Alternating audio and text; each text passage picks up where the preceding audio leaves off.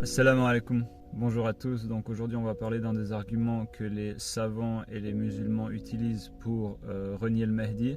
Cet argument est le fait qu'ils disent le Mahdi ne se connaît pas lui-même, le Mahdi ne sait pas qu'il est le Mahdi. Et que ses disciples ou les gens qui sont avec lui savent qu'il est le Mahdi. Donc c'est un argument qui ne tient pas la route pour plusieurs raisons, dont le fait que premièrement c'est basé sur aucun hadith et deuxièmement ça ne fait absolument aucun sens. On va prendre l'exemple de Mohammed Qasim. Premièrement, il fait des rêves.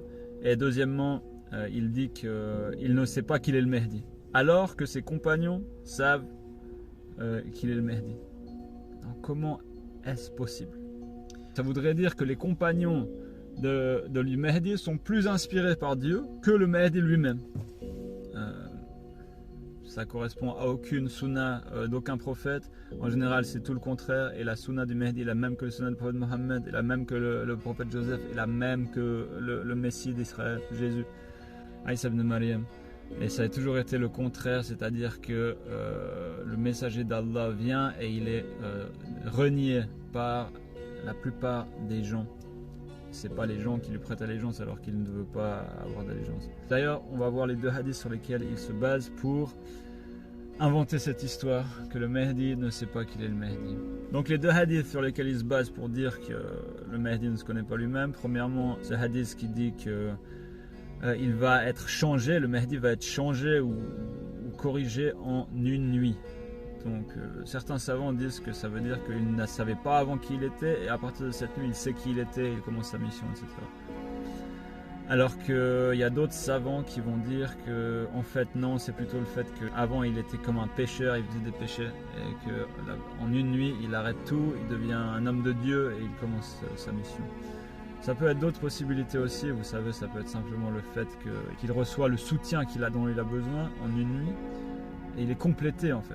Il reçoit peut-être des dons de Dieu qui lui permettent de faire avancer sa mission. Il n'est pas dit qu'il ne sait pas qu'il est le Mahdi. Voilà.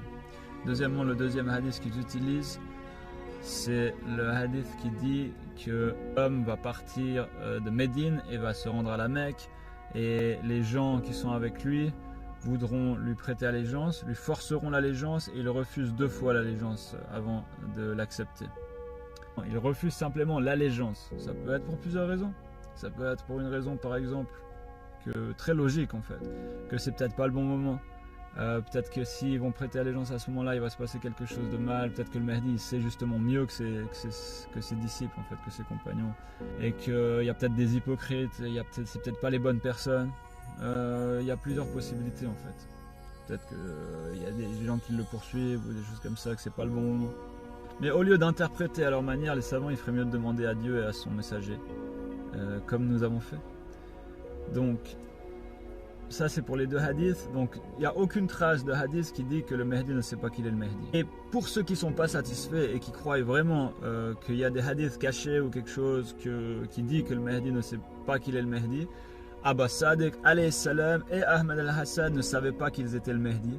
Ils ne sont pas nés en sachant qu'ils étaient le Mahdi. Et d'ailleurs Ahmed al-Hassan en une nuit il a reçu un message, c'est-à-dire il a vu en rêve plusieurs fois l'imam Mahdi et qui lui a dit d'aller à telle heure, à tel endroit, dans telle mosquée, dans tel mausolée, et il s'est rendu à cet endroit-là et il a rencontré l'imam al-Mahdi, Mohammed ibn al-Hassan al-Askari, qui lui a commencé à l'éduquer et qui a envoyé dans sa mission.